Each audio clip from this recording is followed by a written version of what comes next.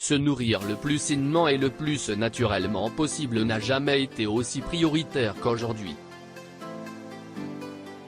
Ceci est dû au progrès qui a transformé le domaine alimentaire en une vraie industrie massive qui, malheureusement de nos jours, privilégie clairement la quantité à la qualité et peut même aller jusqu'à mentir sur la provenance de certaines viandes ou la manière dont l'élevage ou l'abattage sont effectués.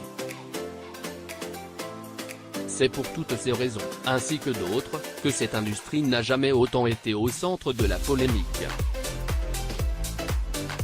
Au lieu de vendre des poulets sains et nutritifs, certains industriels les remplissent avec toutes sortes de liquides et de produits chimiques, dans une tentative de faire passer leur viande de mauvaise qualité pour une viande de premier choix.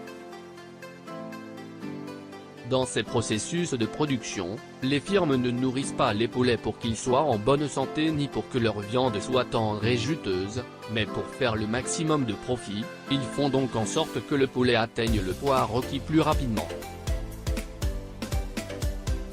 Un mensonge qui représente un vrai danger pour la santé des consommateurs. Une telle manière de faire ne fait pas seulement que les consommateurs croient acheter du poulet de bonne qualité, mais met également leur santé en danger, car un tel poulet contient des quantités astronomiques de sodium. Le pire dans tout ceci est que ces producteurs de poulet à la qualité douteuse étiquettent leurs produits comme étant 100% naturels, une terminologie qui n'est d'ailleurs même pas réglementée par la loi.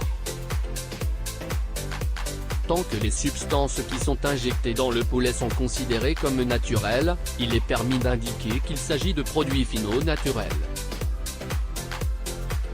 Ainsi, on se retrouve avec un énorme paradoxe, puisqu'on qualifie de naturel un poulet qui a été injecté de substances qui ne le sont en aucun cas. Ceci fait croire à la rareté du produit en question et à sa distinction des autres. Les sociétés productrices ont fini par instaurer des normes qui ne sont pas du tout à prendre au sérieux car on sait tous que les poulets sont traités avec des antibiotiques, des antidépresseurs, de l'acétaminophène et de la caféine, et que jusqu'à 20% des poulets sont infectés par la salmonellose, la campylobactériose et qu'ils contiennent de l'arsenic.